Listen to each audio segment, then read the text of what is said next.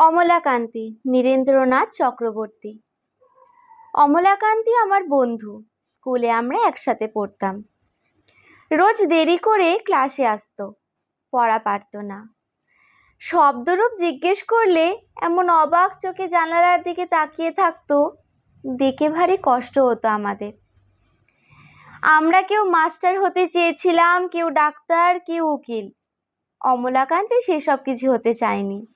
সে রোদ্দুর হতে চেয়েছিল, ক্ষান্ত বর্ষণে কাক ডাকা বিকেলের সেই লাজুক রোদ্দুর। জাম আর জামরুলের পাতায় যা নাকি অল্প একটু হাসির মতন লেগে থাকে। আমরা কেউ মাস্টার হয়েছি, কেউ ডাক্তার, কেউ উকিল। অমলাকান্তি রোদ্দুর হতে পারেনি।